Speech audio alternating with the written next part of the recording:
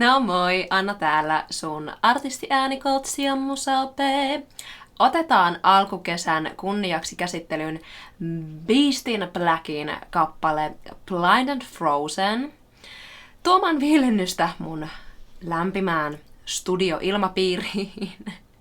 Beast in Blackin laulaja on ihana tenori Yannis Papadopoulos, johon tutustuin tässä taannoin hänen Ghost Love Score coverin reagointia tehdessäni. Mutta miltä kuulostaa Yannis Beast in Blackin riveissä? Let's find out.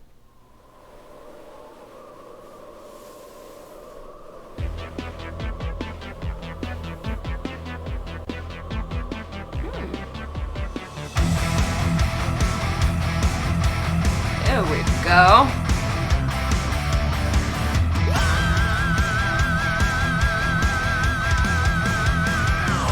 Unleash the archers, I mean Yannis.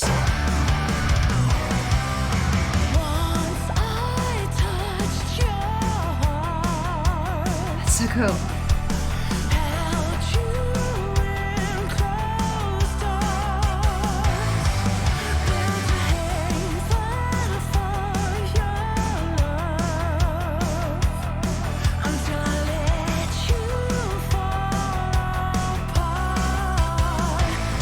Onpas mielenkiintoista kuulla noin keveää ja pehmeää miesääntä. Kuitenkin aika rockin taustan päällä. Janniksella on täällä viehättävä falsettosijoitus ja ohuenlainen äänihuuliasetus, joka ei tarkoita, ettei hänellä olisi äänihuulikontaktia. Ne kaksi on eri asia. Janniksella on myös ihana tunnusomainen laaja vibraatto. Lisää!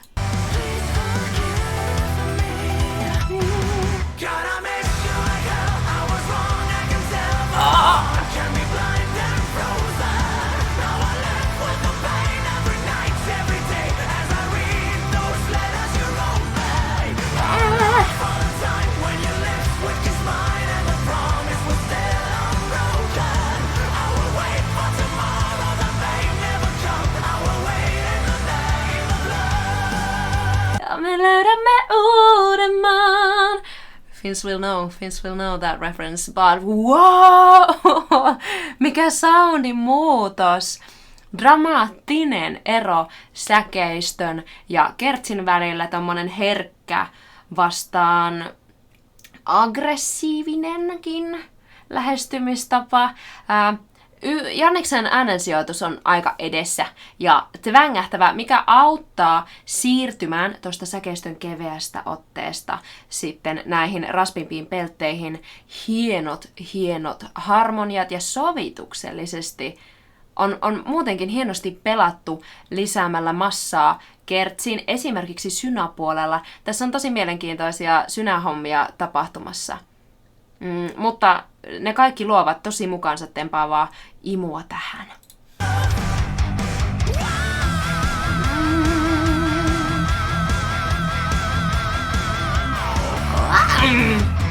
Whoa! That was a nice growl.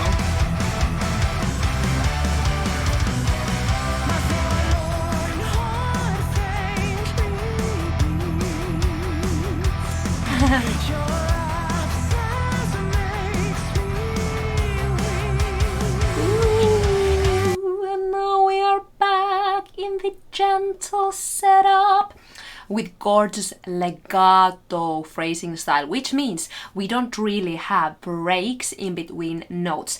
That doesn't mean he's singing glissando. Like glissando means bending or gliding. Sometimes he does that too, but legato without glissando sounds like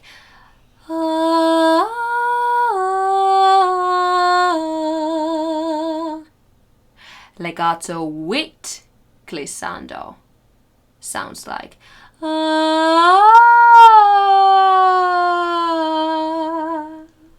So it's not something you want to add everywhere, it's more of an effect or spice to use every now and then.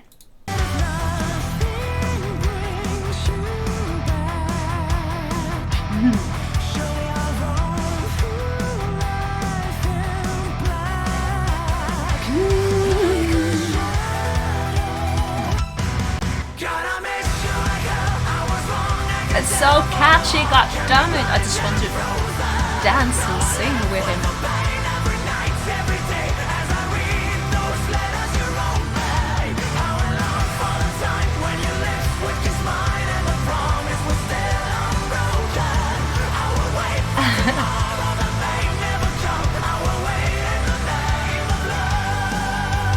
Mä todella tykkään, että tänne on jätetty kaikki hengitysäänet. Se lisää leadin rosoisuutta ja inhimillisyyttä ja toimii lyriikan kanssa loistavasti. Kuten myös tuo Janniksen ihanan metallinen lävistävä soundi. A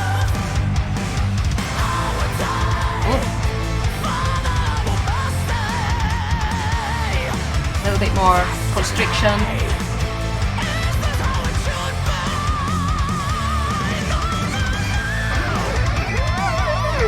Oh.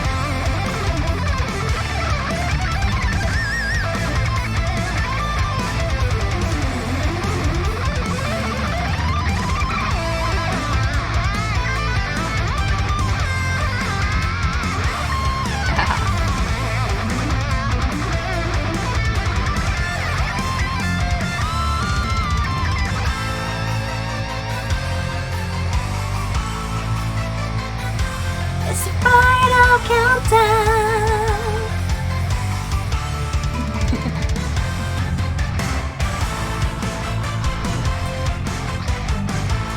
Tästä groovesta, otetaan vähän, tää on ihan sairaan hyvä, mutta tästä groovesta tuli mieleen Turmion kätilöiden Dance Panic Final Countdownin lisäksi.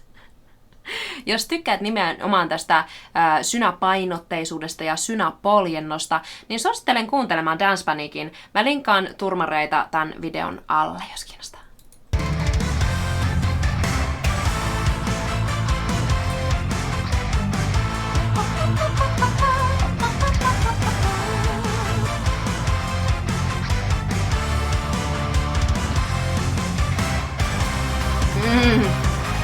Keychains.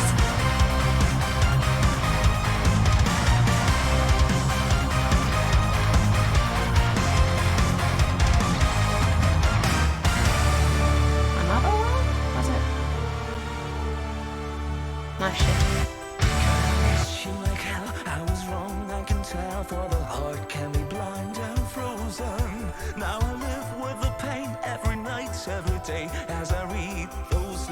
I will discuss about this later.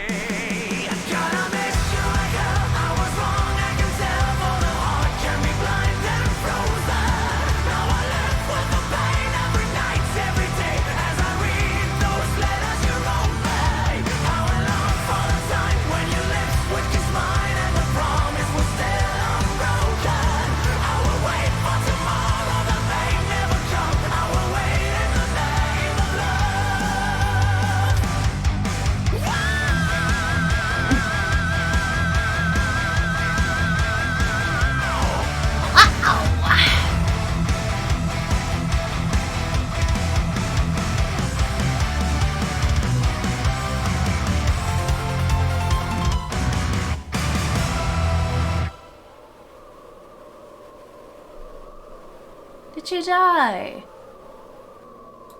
Oh, the tragic end. Ooh, I don't feel like partying anymore. Oh no. It really was a final countdown, huh? Sorry, I have really bad humor. Anyway, back to Jannis.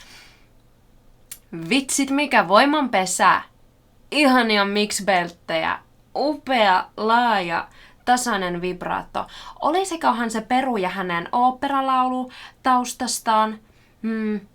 Ihailtavan rentoa falsettoa ja niin yhtäjaksoisesti kokonaisten säkeistöjen verran. I mean, come on, Jannis. Janniksen ääntämystä on myös ilo kuunnella. Meillä on vahvoja konsonantteja ja vokaalien manipulointia tarpeen mukaan. Siitä esimerkkejä kohta. Ja siis kuinka monipuolinen soundipankki tämä mies onkaan. You don't often hear a male vocalist go from female-like falsettos to metalcore screams. Do you? This guy has an incredible range and incredible technique. Now, asia, jota arvostan, on tekstuureilla pelaaminen. Jos olet seurannut vähän pidemmän aikaa, niin tiedät tämän jo. Siitä usein tunnistaakin siis edistyneemmän laulajan, jos vaihtelee tekstuureita.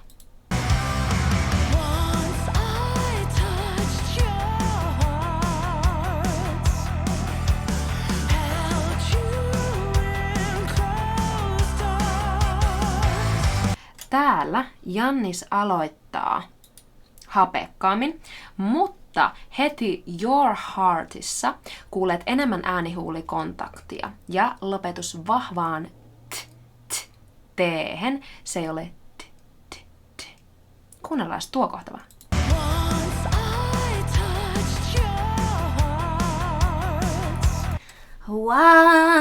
Once I touch your heart. Hän ei laulanut sitä. Once I touched your heart. Vaan siellä oli semmoista särmää ja äänen sijoitus oli aika tuolla edessä. Kautta rannan, vaikka alussa oli hapekkaampaa ja äänihuulikontakti lisääntyi siitä Your Heartiin. Janni siirtyy myös uskomattoman suvereenisti sijoituksesta toiseen. Se tulee tässä.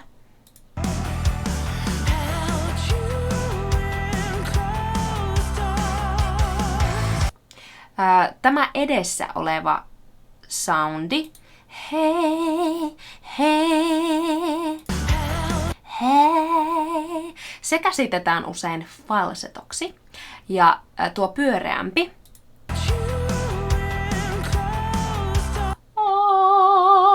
on niin sanottu puhdas pääääni. Jannis myös miksaa näitä kahta.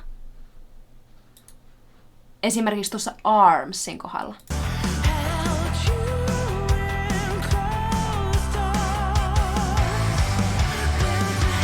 Oh. You are wonderful. You are wonderful.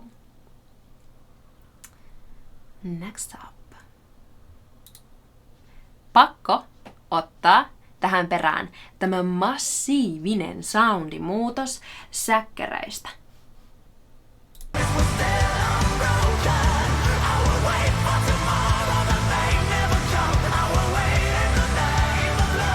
Ja sitten tulee lisää krittiä, lisää raspia. I really like this Bruce Dickinson vibe here.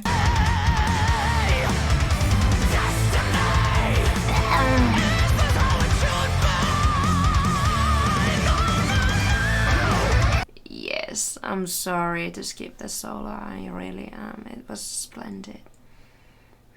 But show must go on. Bileiden jälkeen maadoitetaan taas menoa. Täällä Janniksella on matalampi kurkunpää ja muutenkin enemmän tilaa ääntöväylässä.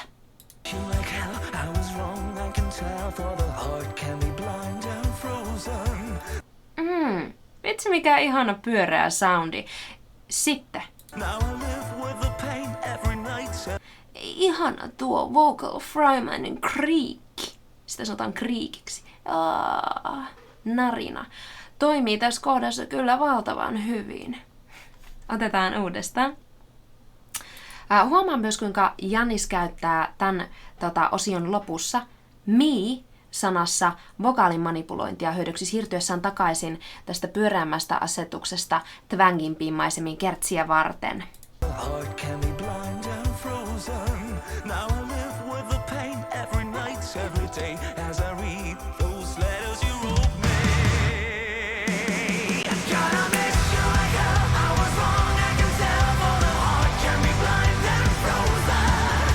Kertsihän tässä biisissä potkii.